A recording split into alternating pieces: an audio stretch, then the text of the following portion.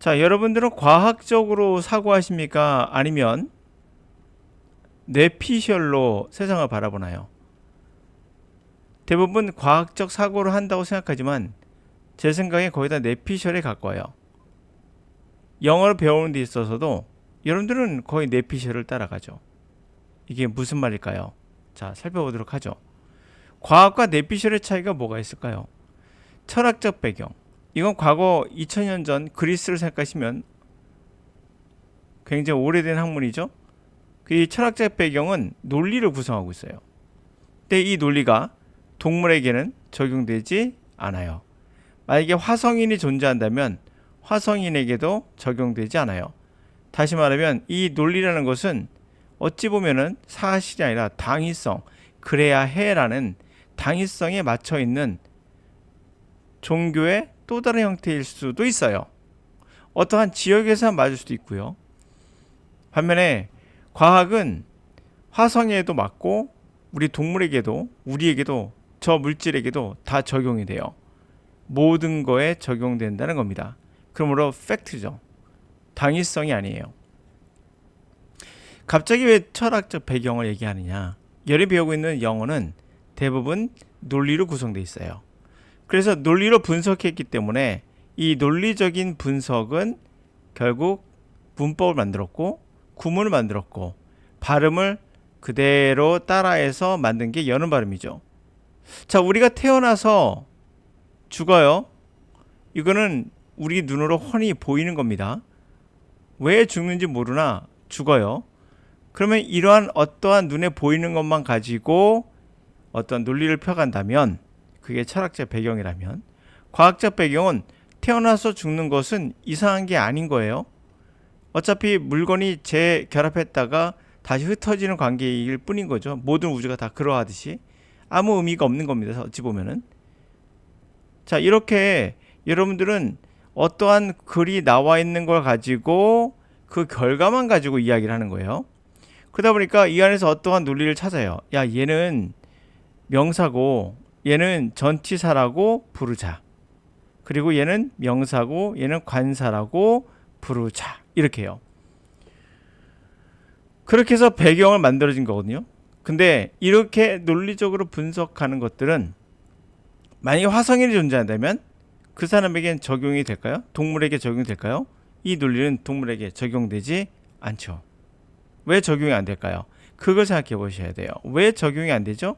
이걸 생각해 보시면은 이렇게 배워질 수 있는 것이 아니라 바로 이건 발견된 사실이니까 그대로 따라오세요. 화성인도 진화에 따라 언어 유전자를 가지고 태어났을 때만 언어를 배울 수 있어요. 왜 그런지는 정확히 몰라요. 그러나 우리도 10만 년 전, 대략 10만 년 전에 갑자기 언어 유전자가 나타나게 됐어요. 유전자가 없으면 언어를 가르칠 수 없습니다. 이건 실증된 사례가 있습니다. 침팬지를 가지고 실험을 했고요. 태어나자마자 어린아이와 같이 한국이 아니라 인간 어린아이와 같이 아버지가 키웠고 결국에는 침팬지는 언어를 못 배웠어요. 이건 뭐더라도 유전자가 없으면 언어를 가르칠 수 없습니다. 자, 그렇다면 언어라는 것은 뭡니까? 태어나는 거예요. 가지고 태어나는 거죠. 능력을요. 이 능력은 원숭이가 나무에 매달릴 수 있는 능력과 똑같은 거라고 보시면 돼요. 그러면 문법과 구문이나 여는 발음 이런 것들을 우리가 배우는 게 아니란 걸 알 수가 있어요. 이건 철학 배경이에요. 철학을 또 다른 말로 이렇게 말한 분도 있습니다.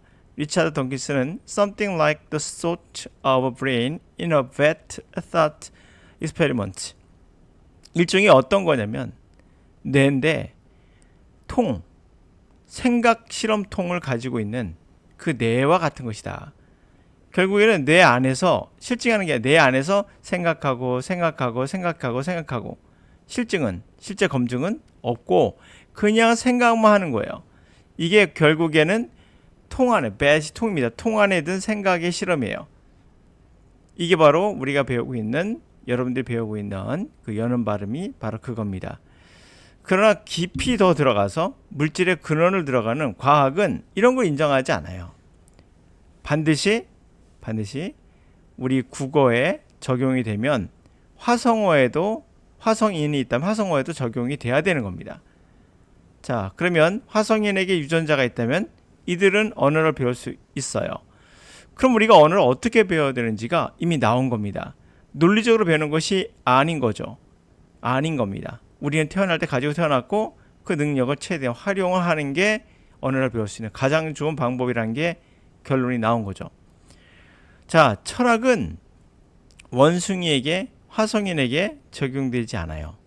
그러므로 문법, 구문, 여는 발음도 적용되지 않아요. 그러므로 이것은 실증된 바 없습니다. 단지 논리적 분석일 뿐이에요. 우리가 논리라는 건 언제라도 거짓을 포함할 수 있습니다. 미선적이고 때로는 거짓이에요. 예를 들어서 우리가 생각하는 A라는 사람과 B라는 사람이 있으면 우리 정치적으로 생각해 볼까요? 이쪽에 좌파가 있고 우파가 있다. 이들은 논리적으로 지가 맞다고 얘기를 해요. 논리라는 것은 하나의 실타래와 같아요. 하나만 보고 가면 하나만 보이고, 두 개를 보면 두 개가 보이고, 세 개가 보이면 세 개가 보이고, 이 안에서는 맞는 거예요. 예를 들어서 자, 이런 통이 하나 있습니다. 이런 통이 과학 실험에 나오는 거죠. 3차원에서 통을 걸어가는 개미가 있어요. 이 개미는 밑에 있는 개미를 못 봐요. 근데 우리 인간은 1차원, 2차원, 3차원을 보기 때문에 이 개미가 지나가는데 밑에 개미가 있구나를 우리는 볼 수 있죠. 이게 뭡니까? 논리예요.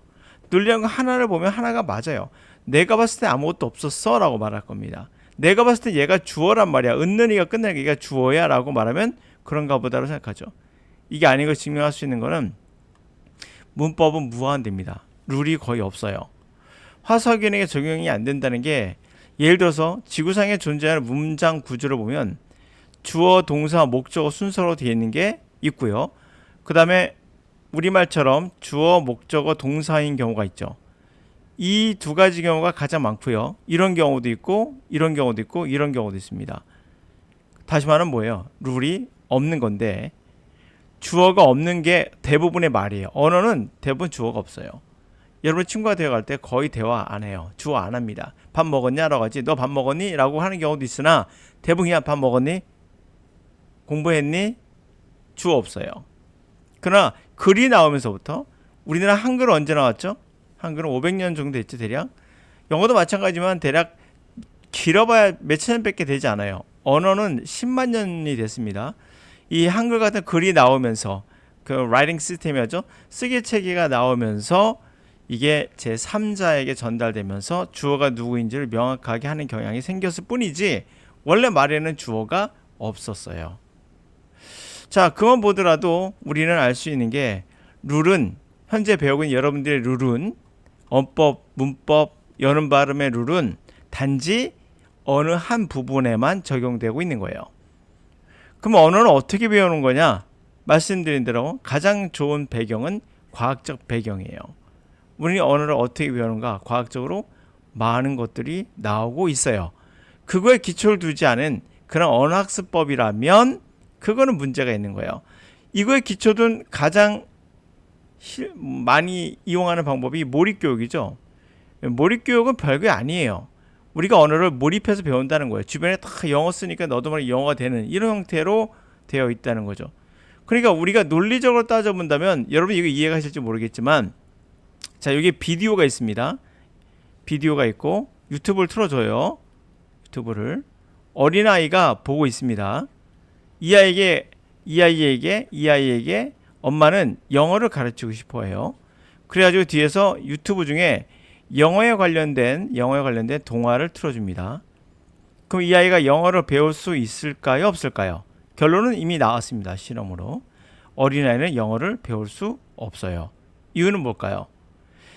인간의 기본적인 그런 어떤 그 생물학적인 거는 인간이 인간에게서 언어를 배울 수 있다는 여러 가지 실험 사례가 있어요. 그 실험 사례 제가 여러 번 소개를 했기 때문에 반복하지 않겠습니다. 이 실험 사례에 따르면 인간의 옆에 있는 것만으로도 언어의 유전자, 다시 말하면 불처럼 언어의 전자가 탁 움직인다는 거죠. 누군가의 어떠한 친구의 어떤 이야기를 듣고 싶으니까 기타 등등등. 그러나 이렇게 일방적으로 배워지는 형태는 어린아이에겐 존재할 수 없어요. 그럼 우리는 어떻게 해야 되느냐? 우리는 더 컸죠? 인간이기 때문에, 성인이기 때문에 더 컸기 때문에 이런 걸 통해서도 어느 정도 학습을 할 수 있어요. 그러나 이거를 그냥 무작정 본다는 것은 의미가 없을 수 있어요. 자막을 틀어보거나 아니면 독해를 통해서 글이죠. 라이팅 시스템이 되는 것을 통해서 우선 여러분들이 인지를 하셔야 돼요. 아무리 팝송을 많이 듣는다 하더라도 영어는 절대 안 되는 이유가 이와 똑같은 경우예요. 어차피 여러분들은 옆에 누군가 외국인이 없기 때문에 그거를 몰입교육을 할 수 없어요.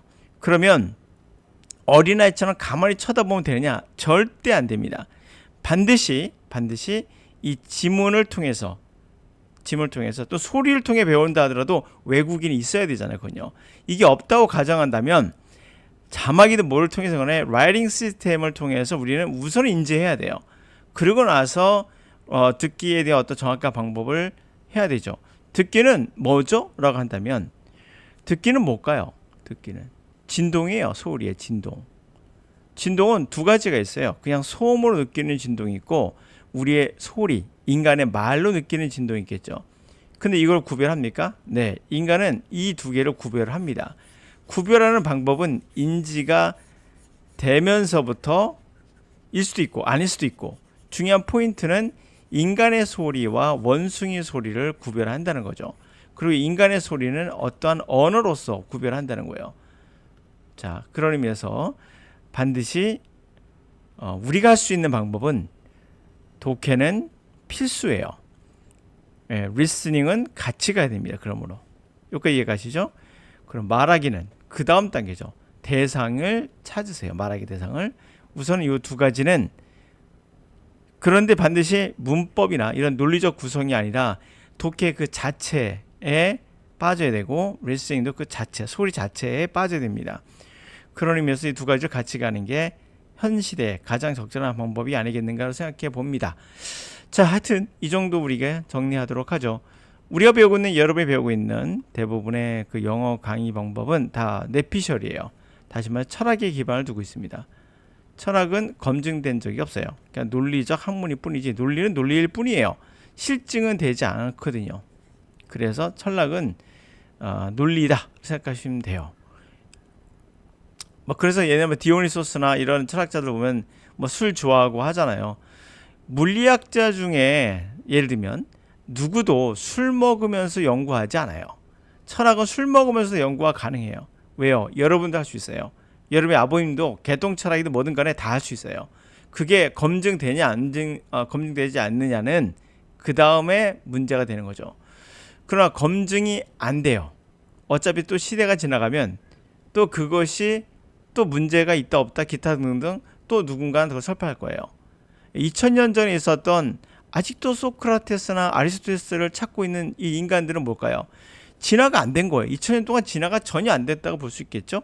그러나 과학은 그렇지 않아요. 과학 거를 발판 삼아서 계속 성장하고 올라가지만 아직도 소크라테스를 찾고 있는 사람들이 있습니다. 대표적으로 어떤 가수 있죠? 그분을 소크라테스 형이라 부르면서 아직도 그분에게 진리를 물어요. 소크라테스도 그 진리를 몰라요. 아직도 이것은 제가 생각하기에요. 철학은 디오니소스나 이런 사람들이 술을 마셨다는 것만 보더라도 약간 자기애적인 게 강하다가 봐요. 그래서 사람들이 철학에 끌리는 것도 자기애가 강하기 때문에요. 왜 나는 태어났는가? 왜 나는 죽는가? 내가 죽으면 어떻게 살아야 되는가? 이런 게 철학의 답이 될 것 같잖아요. 답을 못 해줘요, 그들도요. 그러나 그렇게 생각하는 자체를 즐기는 거예요. 왜? 우리가 술 먹으면 자기애가 생기거든요. 똑같아요. 철학은 그냥 자기애라고 보셔도 그들이 싫어해도 어차피 자기애라고 볼 수 없어요. 물론 여러분들이 우리 인간 사회를 어느 정도 좋게 만드는 부분에 철학이 영향을 미친 건 맞아요. 그렇다 하더라도 영어를 배우는 것과 철학과는 아무 관련이 없어요. 그냥 뇌피셜이다. 약간 비아냥거린다고 얘기하면 뇌피셜이에요. 그러나 좋은 뇌피셜로 보는 게 좋겠죠.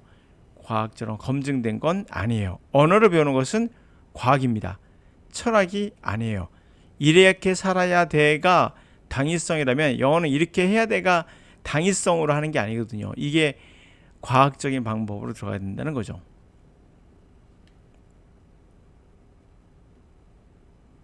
네, 오늘 여기까지.